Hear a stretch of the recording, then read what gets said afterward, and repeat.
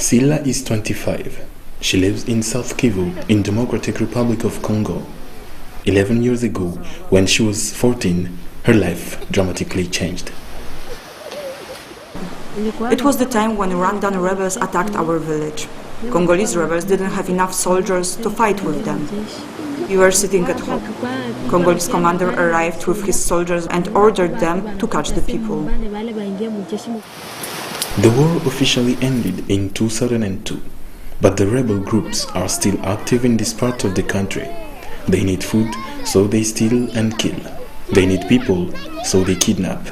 The main exercises were mainly fighting.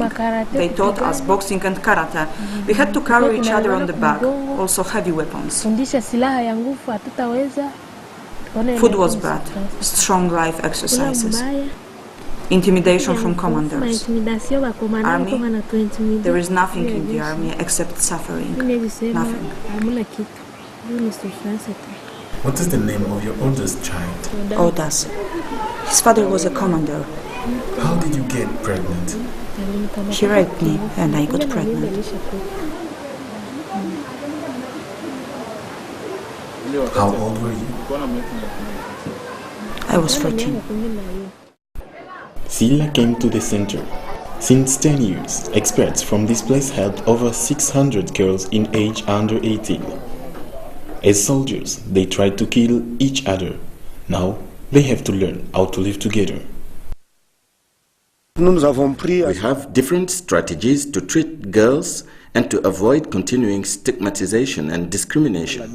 When the girls who were kidnapped and enslaved come to our camp, they are often pregnant or already got the babies. Sometimes they had abortion in military camps. They have sexual relations. They were used by force. Our work is to welcome them, help them, treat them, give them psychological assistance and more, to find their families and a place in the society. At the arrival, they have medical tests and hospitalization. They are kept out from drugs. Then they start psychological treatment in 2 ways. They are not only the victims, they are also offenders. Most of the girls had to fight and kill as rebel soldiers. I was a sergeant. I had 12 soldiers under my order when I left the army. They were my soldiers. They couldn't do anything wrong to me. If we don't recuperate them, girls will continue to feed the intensity of the conflict. Because in these groups, those girls are called the lions. Girls are more dangerous than boys. They are often bodyguards of the commanders or combatants.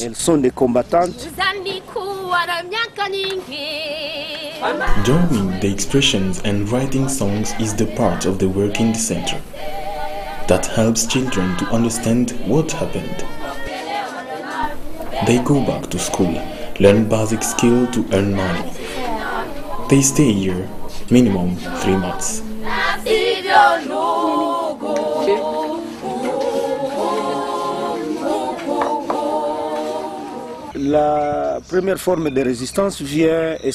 The first resistance comes from the girls themselves. It's not easy for them. When I'm negotiating their demobilization in the army camps, I sometimes get in contact directly with them and they tell me, "What do you want? I have been raped several times by a whole battalion during 2 or 3 years. Where do you want to bring me? Will I have a husband? Am I still a woman?" There are some of the girls who resist to get out from the army and tell us, "Look, I'm now pregnant and people will say that I'm bringing the soldiers' children, combatants, into the family. I have a baby and I don't know his father." So, the first resistance comes from the girls. UN troops came to bring us out from the army. We were still children, so we couldn't stay there. They took us to the center, but we ran away to the army. They came back again, and we escaped again. Finally, Silla decided to change her life. She got help when she was in center. Her therapist found her parents and took her back home. She was lucky because 30% of families refused to have their children back.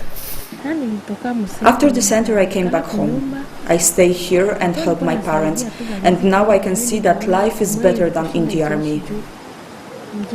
I can live in peace. It's better life, I think.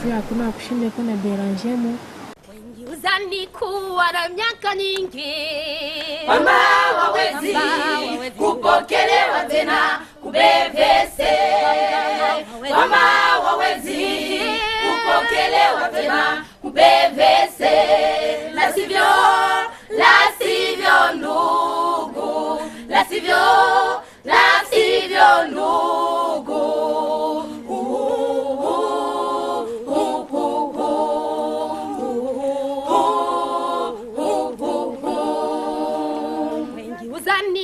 Wana miaka mingi Mama wawezi kupokelewa tena kubevese. Mama wawezi kupokelewa tena kubevese.